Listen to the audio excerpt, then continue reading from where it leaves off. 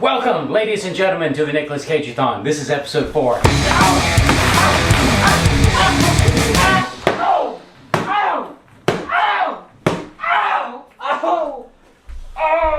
Welcome to the Nicolas Cage-athon! How's that?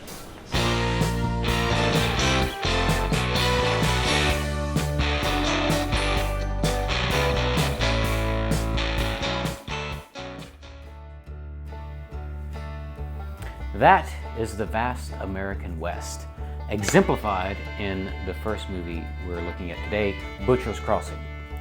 Butcher's Crossing was released in 2022. It's a movie adaptation of a John Williams novel set in 1874. The movie is about a dropout Ivy League studier who's not Nicolas Cage, he comes in later. We have a Ivy League student, drops out, goes out west in search for some meaning in his life. He comes to a settlement, a town if you will, called Butcher's Crossing, and it's the nexus of where different buffalo hunters come to sell their hides. And so this Ivy League dropout encounters a veteran grizzled hunter named Miller, played by Nicolas Cage. And Miller, see, this student wants to see a hunt. He wants to come along with these buffalo hunters as they go out onto the plains and hunt the great North American mammal.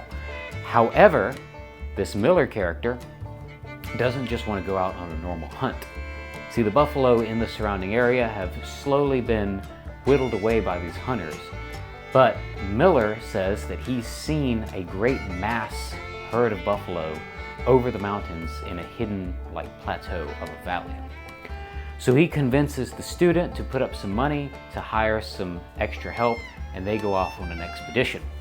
Here we are getting into minor spoilers, so just, forewarned. They encounter the herd, they begin hunting it, and what happens to Miller is sort of what happens to Captain Ahab in Moby Dick. Miller becomes obsessed with these buffalo and taking out and hunting as many of them as possible and getting a massive bounty of hides to take back to the trading post. His associates, the student and his two helpers, they have issues with this. They start to be kind of worried because if they stay in these mountains too long, it's going to become winter. They're going to get stuck up there. And I won't continue to spoil the rest of the movie, but overall, this does a great setup for Cage to display some of his abilities to act out a character that's going through tremendous internal conflict and manic obsession.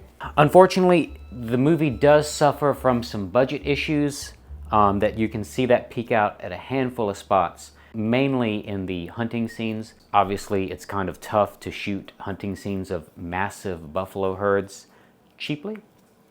But overall, I think this movie is a great film to watch if you're a Cage fan. As far as ranking it, I think this is broadly in the same band as Prisoners of the Ghostland, but I think I'm going to have to rank it just slightly above, directly above Prisoners of the Ghostland and below Trespass. There's just more interesting scenes and developments of Cage's character in Butcher's Crossing than in Prisoners of the Ghostland. And furthermore, Cage's bald look in Butcher's Crossing makes him look killer. The second movie we'll look at is Kill Chain. This was a direct-to-video special. It did not get a theatrical release, and after watching it, you understand why. This was released in 2019 and claims to be a neo-noir film. Kill Chain, I'm gonna be honest, I had a hard time following the characters in this and had a hard time just staying invested. It was a pretty boring movie. Kill Chain follows a few assassins that wind up in the same nearly abandoned hotel. Cage happens to run the hotel. We learn that Cage was sort of a gunman for hire, but he abandoned his bosses, double-crossed them if you will, when he was told to do a job that was too heinous for even him.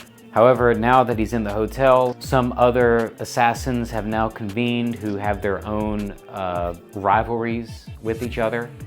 And there's a conflict over some diamonds that are a payment for a job. Honestly, I had a hard time following the whole thing, and I really wasn't invested enough to super pay attention and figure out everyone's distinct motives. Does that make me a bad reviewer? Probably, but I didn't like this movie. It was cheaply shot. I did not like the way it was directed. The shaky camera was bumped up to 100. There was a cut what seemed like every 3 seconds. Even a simple conversational scene, the camera would cut several different angles all the time. Very distracting. Hard to get a grip on just a basic conversation because the camera kept jumping around. Not a fan of that. I think that's what initially caused me to just back off from being invested in this. And then the relatively blasé, not relatively, the actually blasé plot did not help this movie to sell me on it. Future Raw Egg Slim here. As I was editing this video, I realized I forgot to cover a point that was a big negative for this film, in my opinion, and that was the dialogue.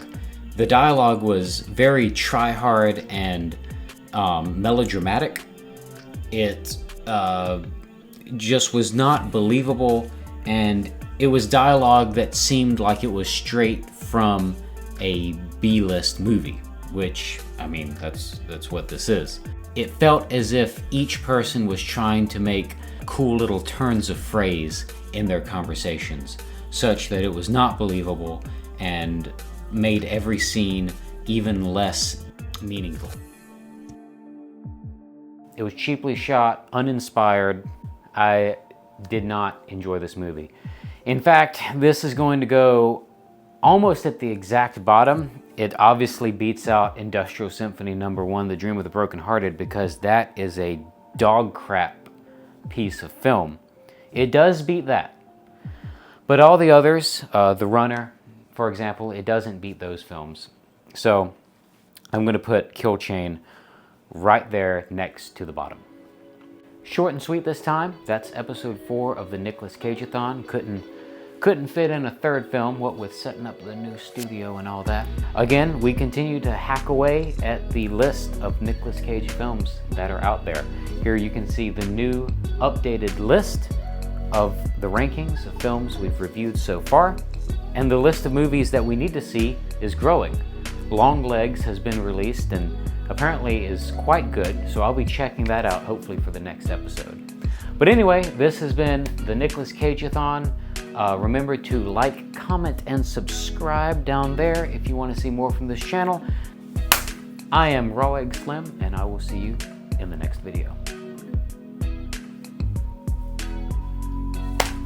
All right, I think I got an episode in there.